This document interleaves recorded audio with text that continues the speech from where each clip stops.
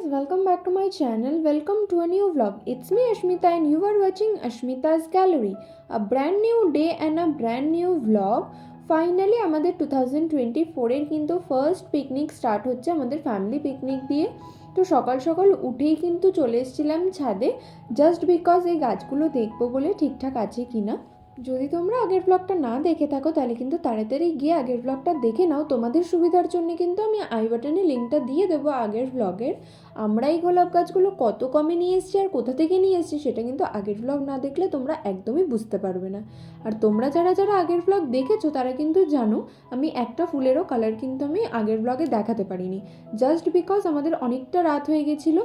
আমরা গেছি অনেক লেটে আর ফিরতে ফিরতেও অনেকটা রাত হয়ে গেছে বলে ওইখানে কোনো নার্সারি, মানে যেহেতু অনেকটা এরিয়া নিয়ে নার্সারিগুলো, ওখানে কিন্তু তুমি কোনো নার্সারিতেই লাইট সেভাবে পাবে না, যার জন্য আমরা কিন্তু ফোনের টর্চ জ্বালিয়ে ফ্লাওয়ারের কালারগুলো চুজ করে নিয়ে এসেছি। আর এখানে তোমরা দেখো কত সুন্দর সুন্দর আনকমন কিছু কিছু গোলাপের কালার আছে, যেটা আমার সবথেকে বেশি ভালো লেগেছে। আর সব কিন্তু এত অ্যাফোর্ডেবল, এত রিজনেবল প্রাইস না, মানে তোমরা কল্পনাও করতে পারবে না।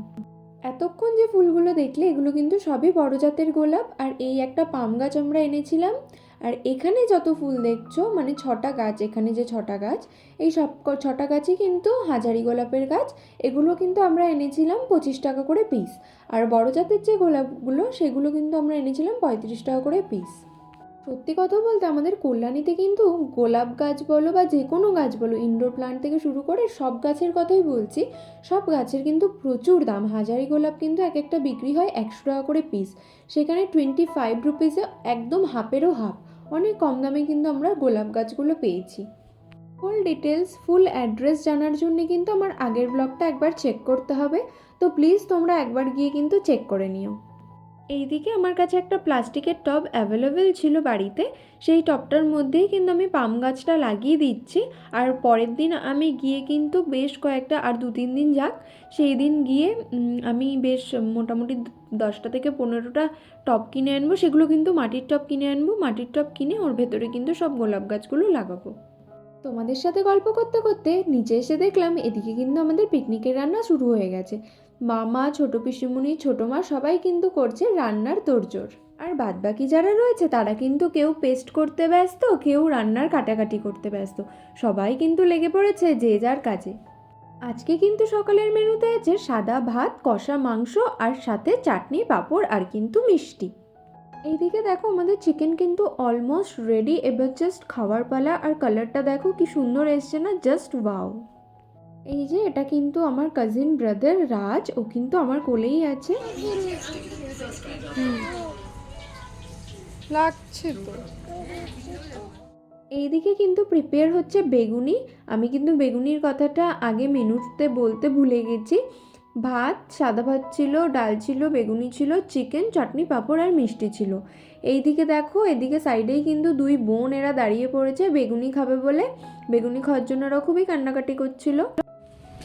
কি খাবি? মুখে না বললে কিন্তু দেবে না। বেগুনি খাবো। এই দিয়া কি খাবি? গান বন্ধ করে দিয়েছে কেন? কটা খাবি? একটাই খাবি? এদিকে রাজের অ্যাজ ইউজুয়াল ফোন দেখা, ও কিন্তু খুব সামনে থেকে ফোন দেখে। এদিকে ও ফোন নিয়ে ওর যা কাজ, ও ফোন নিয়ে বসে পড়েছে। ওদিকে জানি না কি একটা শুনেছে, তারপরে ও কিন্তু পালিয়ে চলে গেছে, আর তারপরে ওর দেখা পাওয়া যায়নি।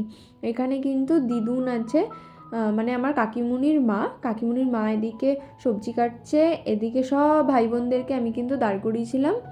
এখানে দাদাকে দেখে ও খুব ভয় পায়, আর দাদা কিন্তু এখানে এসে ওকে ভয় দেখিয়েছে, যার জন্য আমার পুরো ভিডিওটা কিন্তু পণ্ড হয়ে গেছে। কেউ আর দাঁড়াতে চাইছিল না, অ্যাট লাস্ট সবাই ধীরে ধীরে ভেঙে যাচ্ছিল। আর ও কিন্তু দাদাকে দেখে ভয় পেয়ে কিন্তু এখানে এভাবে দাঁড়িয়ে রয়েছে আর কান্নাকাটি করছে।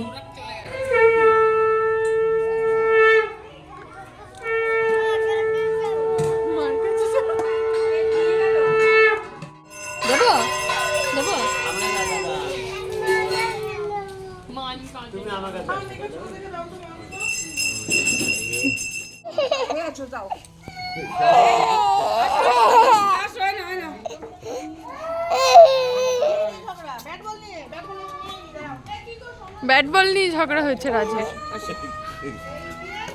গেছে, এবারে নিচে খেতে যাব। অনেকটা লেট হয়ে গেছে, মোটামুটি 3:30 বাজে। সবাই নিচ থেকে অনেকবার করে ডাকাডাকি করছে, এবারে হয়তো না গেলে বকা খাবো, কারণ রাত্রিবেলায় ঠাকুরের অনুষ্ঠান আছে, সেটার জন্য অ্যারেঞ্জমেন্টও করতে হবে, যার জন্য ওরা এত তাড়াহুড়ো করছে।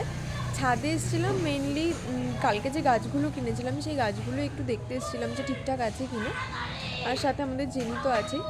তো এখন খেতে যাব, অনেক লেট হয়ে যাচ্ছে। দেখতে থাকো আজকের মেনু কি কি আছে।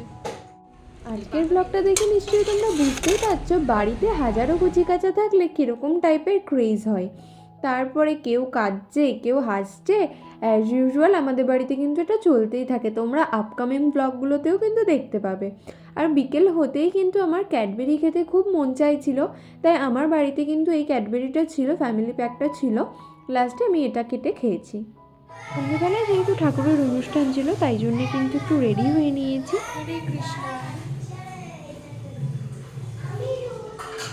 এটা হচ্ছে আমাদের বাড়ির ঠাকুর, আমাদের রাধাকৃষ্ণ গোপাল সব ঠাকুরই এখানে রয়েছে।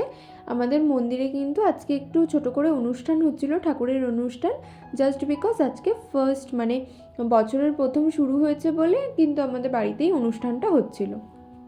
আমাদের কিন্তু বহু বছর আগে থেকে, মোটামুটি 40 বছর আগে থেকে কিন্তু এই মানে জিনিসটা চলে আসছে। বছরের প্রথমে কিন্তু ঠাকুরের অনুষ্ঠানটা বাড়িতে হয়ই, আর এবছরও অ্যাজ ইউজুয়াল এরকম ঠাকুরের অনুষ্ঠান হচ্ছে।